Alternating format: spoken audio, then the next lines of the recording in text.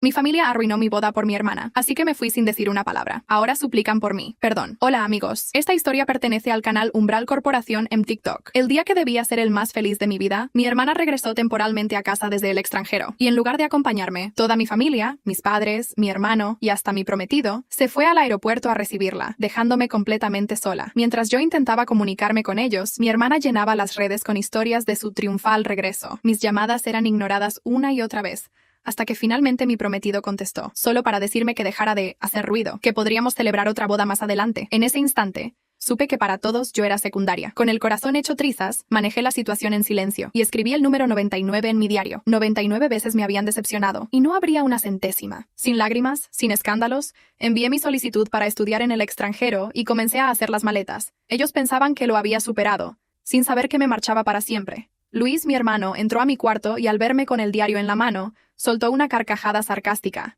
¿Cuántos años tienes? ¿Sigues escribiendo como una colegiala? No respondí. Ya no valía la pena discutir. Molesto por mi silencio, me arrebató el diario y lo hojeó. Solo había un número, 99. Frunció el ceño, confundido. Arrojó el cuaderno a un lado y me dio una orden con desdén. Luna quiere pastel de carne. Lávate las manos y hazlo.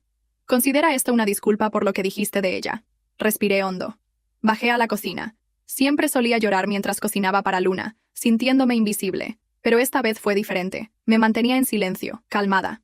Luis, sorprendido por mi actitud, sospechó. ¿Estás tramando algo? ¿Vas a ponerle algo al pastel? Me miró con desconfianza, intentando leer mis pensamientos. Vio mis ojos enrojecidos y quedó en silencio. Luego murmuró, como si intentara justificar todo. Luna estuvo un año fuera. Solo queríamos recibirla. Solo es una boda. Podemos hacer otra. Solo una boda. Diseñé cada detalle durante 6 meses. Elegí el vestido perfecto. Hablé con organizadores, reservé el lugar, preparé todo. Y aún así, nadie estuvo allí por mí. Mi familia me convirtió en una broma. Mi prometido nunca apareció. Luna, en cambio, llenaba Instagram de fotos con todos quienes fueron a recibirla, como si fuera una celebridad. Incluso el personal del hotel se apiadó de mí. Me sugirieron volver a casa a descansar. Y cuando lo hice, ¿qué me pidieron? Que cocinara. Esa noche, mientras servía el pastel de carne, observé la escena desde la cocina. Mi padre, siempre ocupado, escuchaba las historias de Luna con una sonrisa orgullosa. Mi madre la abrazaba preocupada por su peso. Luis le ayudaba a pelar castañas. Y yo solo existía como una sombra. Entonces, la voz de Luna interrumpió. Estela, ¿sigues enfadada conmigo por lo de tu boda? Fue ahí cuando los demás me notaron. Mi padre frunció el ceño. ¿Estás molesta? Ven aquí. Mi madre añadió con impaciencia. La boda fue un error de fecha. No es culpa de Luna. Y si te atreves a culparla, dejarás de ser mi hija. Luna puso cara de víctima. Mamá, no seas tan dura. Estela se va a poner triste. Yo sabía la verdad. Ella conocía la fecha. Había leído el mensaje. Lo sabía todo. Y aún así, arruinó el día más importante de mi vida. Esa noche, mientras la lluvia golpeaba suavemente el cristal de la ventana, sentí cómo cada gota parecía querer consolar ese vacío que se había instalado en mi pecho. No dejé una nota. No hubo despedidas, porque ¿qué sentido tiene decir adiós a quienes nunca te dieron la bienvenida? El vuelo despegó desde Madrid, pero mi mente seguía atrapada en esa casa, en cada mirada de desprecio, cada vez que me ignoraron, cada palabra minimizada por la voz dulce, y siempre falsa, de Luna. Recordé esa última cena. Mientras ellos celebraban su regreso, yo era una figura invisible, pero en medio del dolor, algo se encendió dentro de mí. No habría vuelta atrás. Barcelona me recibió con un aire fresco, como si me ofreciera una nueva oportunidad. Había conseguido una beca para estudiar psicología en una universidad reconocida, y aunque estaba sola, por primera vez me sentía cerca de mí misma. Los primeros días fueron silenciosos. No respondí los mensajes de mi madre ni las llamadas de Luis. Sabía que no preguntaban por mí. Solo buscaban acallar su culpa. Una tarde, por costumbre, abrí mis redes.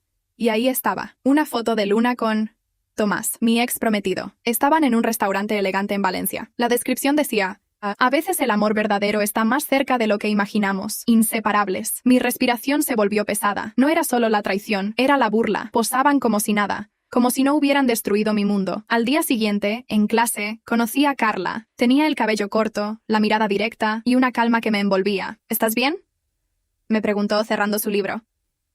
Solo cansada, respondí. Pero mis ojos decían otra cosa. Ella no insistió. Solo se sentó a mi lado. A veces, el silencio es más sanador que 1000 palabras. Con el paso del tiempo, Carla se convirtió en ese tipo de persona que simplemente está sin juzgar, sin preguntar, solo acompañando. Una noche, tomé el diario. Ese donde había escrito el número 99. Lo abrí, lo miré, y con manos temblorosas escribí: 100 veces, 100 decepciones, 100 heridas, la traición definitiva, la burla pública y el abandono total. Pero al escribirlo no sentí tristeza. Sentí liberación. No volvería a ser la víctima. Desde ese momento, algo cambió. Era como si, por fin, hubiese aceptado que mi familia nunca sería un refugio. Días después, recibí un correo inesperado. Era de una productora independiente. Habían leído fragmentos de mi historia en una página de testimonios anónimos, donde alguien, sin saberlo, había compartido partes de mi diario. Estela, creemos que tu historia podría ayudar a otras personas que han vivido traiciones familiares. ¿Te gustaría hablar con nosotros? Me quedé en silencio. ¿Contar mi historia? ¿Exponer mis cicatrices? Por primera vez sentí que podía controlar mi narrativa. Acepté. Y esa misma noche, como si lo supieran, llegó un mensaje de Luis. Sabemos lo que estás haciendo. Deja de escribir esas tonterías. Estás arruinando la reputación de la familia. Sonreí por primera vez en meses. Si estaban molestos, era porque, finalmente, las consecuencias habían llegado a llamar a su puerta. Miré por la ventana, observando las luces de Barcelona, y susurré con fuerza. Esto apenas comienza. Barcelona parecía esconder secretos en cada esquina. Las calles empedradas del barrio gótico, los cafés silenciosos al atardecer, y esa sensación constante de que alguien, en algún lugar, estaba prestando demasiada atención. Mi historia comenzaba a circular. No tenía imágenes de mi familia, solo mi voz. Una narración pausada, acompañada de escenas simbólicas, una joven encerrada, un diario lleno de números, un espejo agrietado reflejando soledad. Y entonces llegaron los comentarios, miles de personas compartiendo sus propias heridas, historias de abusos emocionales, traiciones silenciosas,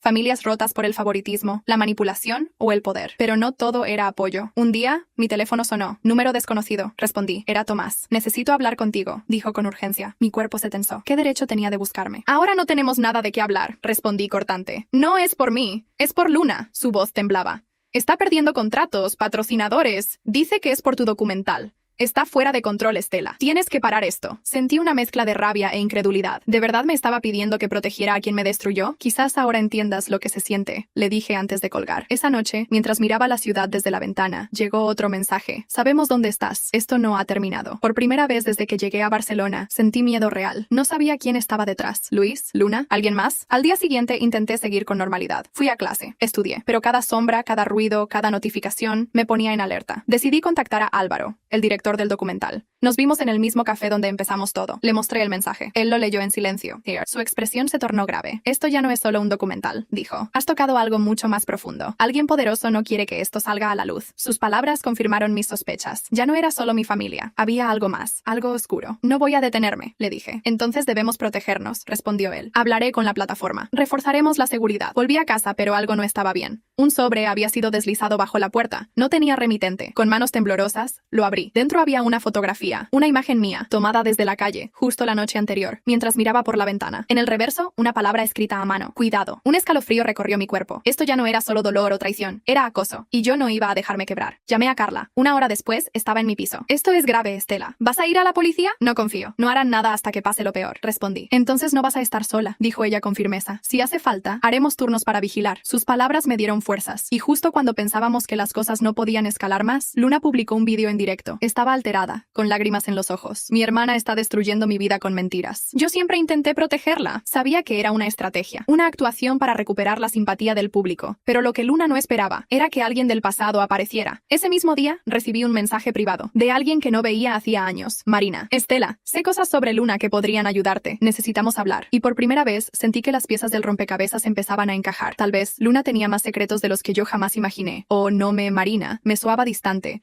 quase como um eco esquecido. Mas algo dentro de mim se acendeu no momento em que li sua mensagem. Ela havia sido a sombra fiel de Luna durante anos. Sempre calada, sempre sorrindo. E de repente, havia desaparecido sem deixar rastro. Estela, sé cosas sobre Luna que podrían ayudarte. Nos vemos mañana a las 18:00 en el Parque de la Ciutadella, cerca de la fuente. O tom da mensagem era claro. Urgência, medo e algo mais. A noite anterior ao encontro passou lenta, sufocante. E na manhã seguinte os avisos recomeçaram. Luís continuava com suas mensagens. Estás arruinando la família. Se não paras, te vas a arrepentir. Mas algo havia mudado em mim. As palavras que um dia me fizeram chorar, agora apenas alimentavam minha vontade de seguir. Cheguei ao parque com o coração martelando. Marina estava sentada em um banco com óculos escuros e um gorro que mal disfarçava sua atenção. Quando me aproximei, ela ergueu o olhar. E por um segundo, vi alguém que também havia sido quebrada. Graças por venir, disse sua voz trêmula. Fui direto ao ponto. Que sabes de Luna? Ela respirou fundo. Não é solo uma traidora, Estela. Es peligrosa. Aquela palavra, peligrosa, soou como um alarme. Marina olhou ao redor, certificándose de que ninguém nos ouvia. Luna siempre quiso todo lo que no tenía. Competía con todos. E se alguém tinha algo que ela deseava, lo conseguia, a qualquer custo. Sua voz vacilava. Uma noite, discutimos. Eu sabia coisas que poderiam destruir sua imagem. E então, começaram as ameaças. Fotos minhas tiradas do escuro, mensagens anônimas, iguais às que você está recebendo agora. Senti um arrepio na espinha. Luna estuvo involucrada em um acidente, sussurrou Marina. Estava borracha. Alguém salió herido. Muy herido. E sua família lo encubrió todo. O sangue me gelou. ¿Por qué no lo dijiste antes? Porque tu familia tiene poder, Estela. Me hicieron desaparecer. Um silêncio denso caiu entre nós. Mas as peças começavam a se encaixar. A arrogância de Luna, a proteção cega dos meus pais, a obsessão por manter a imagem perfeita. Antes que pudéssemos continuar, meu celular vibrou. Novo número. Nova ameaça. Deja de escarbar ou acabarás como ela. Mostrei a Marina. Ela empalideceu. Estela, ya no es solo Luna, hay alguien más. Decidida, olhei nos olhos dela. Não vou a parar. Esto va a salir a la luz. Cueste lo que cueste. Ela me segurou pela mão. Tem cuidado, Luna. No juega limpio. Voltei para casa com o coração acelerado e um novo propósito. A ameaça não era só emocional agora, era real. E quanto mais me aproximava da verdade, mais perigoso tudo se tornava. Naquela noite, Álvaro me escreveu com urgência. Estela, necesitamos hablar. Han hackeado nossos servidores. Esto va mais allá de um simples documental. As palavras dele ecoaram na minha cabeça. Eu tinha mexido com algo grande demais. E estava prestes a descobrir que minha família era apenas a ponta do iceberg. O e-mail de Álvaro ficou martelando na minha mente. Han hackeado nossos servidores. Hackear os arquivos do documentário não era só uma retaliação. Era uma declaração de guerra.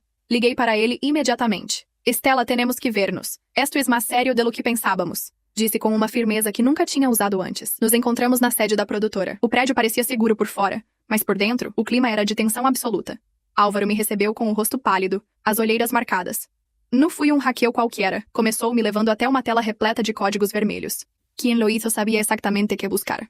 ¿Borraron algo? No, solo copiaron. Están vigilándonos, Estela. Aquela frase fez meu estômago revirar. Estavam me observando, seguindo cada passo. Quero seguir, afirmei, a voz mais firme do que nunca. Entonces vamos a reforçar tu seguridad. Pero tienes que saber algo. Esto ya no se trata solo de tu família. Álvaro estava certo. Horas depois, enquanto preparava algumas malas para sair do meu apartamento, recebi uma ligação de número desconhecido. Estela, disse a voz masculina familiar. Por favor, no cuelgues, no es por Luna. Tomás, ¿qué quieres? Están vigilándome también. Sé que parece una locura, pero esto va más allá de ella. Tu familia, hay cosas que no sabes, cosas que podrían ayudarte a entender todo. O corazón disparó. ¿Dónde nos vemos? Un lugar público, seguro. Nos encontramos em um café no centro de Barcelona. Tomás parecia outro homem, pálido, cansado, assustado. Tu padre, começou, baixando a voz. Ele está metido em negócios muy sucios. Lavado de dinero, corrupción, sobornos, y usa a Luna como fachada. ¿Y tú estabas en eso? No al principio. Pensé que era solo un empresario exitoso. Pero cuando descubrí la verdad, me usaron, Estela. Igual que a ti. As palabras me atingieron como un soco. ¿Por qué me lo cuentas ahora? Porque tú eres la única que puede detenerlos. Tienes la atención del público. Ellos lo saben, y por eso tienes que tener cuidado. Antes que pudiese responder, meu celular vibrou. Outro número desconhecido. Outro aviso. Sabemos onde estás. Tomei minha decisão na hora. Temos que sair de aqui. Tomás e eu fugimos pelas ruas de Barcelona. Cada sombra parecia um inimigo. Cada passo, uma armadilha. Nos escondemos em um pequeno hostal do Raval. Lá, ele finalmente abriu uma gaveta secreta e me mostrou. Aqui está tudo. Disse, tirando uma pasta repleta de documentos. Transferências, contratos falsificados, llamadas registradas, todo lo que tu padre ha hecho. Mas antes que pudesse processar aquilo, ouvimos um barulho seco, a porta da frente abrindo. Não estamos solos, sussurrou Tomás. Corremos para nos esconder no escritório, apagando as luzes. E então, uma voz cortou o silêncio. Sabemos que estás aqui, Estela. Solo queremos hablar. Mentira. Eles tinham vindo para nos silenciar. Tomás segurou minha mão com força. E ali, naquele momento, soube. Havíamos ido longe demais. Mas eu não iria recuar. Era tarde demais para ter medo. O silêncio no escritório era esmagador. A figura sombria que invadiu o apartamento se aproximava. Cada passo rangia no chão como um aviso. Sabemos quem eres, Estela. Sabemos quem te protege. Não puedes huir para sempre. Aquela voz fria, quase desumana. Tomás apertava minha mão com força, o suor escorrendo pelo rosto. Sussurrou sem som. Plan B. Havíamos combinado aquilo. Se as coisas dessem errado, fugiríamos pela janela dos fundos. Mas antes, ele precisava garantir uma coisa. As provas. Com movimentos lentos, Tomás deslizou a pasta com os documentos até sua mochila. O som do papel arranhando o tecido parecia um trovão no silêncio. O invasor, impaciente, começou a revirar o apartamento. Última oportunidade, sal a hora, Estela. Eu sentia o pânico subindo, mas algo dentro de mim queimava. Raiva, justiça, verdade. Sem pensar duas vezes, joguei um livro velho na direção oposta. O estrondo distraiu o invasor. Era agora ou nunca. Tomás e eu nos movemos rápido até a janela. O ar frio da noite me cortou o rosto. Liberdade. Mas então ouvimos. Aí estão! O intruso correu até nós. Tomás se interpôs. Os dois lutaram, derrubando móveis, espalhando papéis. E então, a luz revelou o rosto do homem. Cicatriz no rosto. Olhar de predador. Eu tremia, mas disquei para a polícia com dedos vacilantes. Nos estão atacando! Calle Marina 218. Terceiro piso. Tomás conseguiu empurrar o invasor para trás. Saltamos pela janela para um beco. Caímos com força, mas não paramos. Corríamos. Corríamos pela nossa vida. E pela verdade. As sirenes ecoaram. Na esquina, uma viatura dobrou a rua. Paramos ofegantes. Os policiais saíram com armas em punho. Manos arriba! Nos persiguen! Gritei.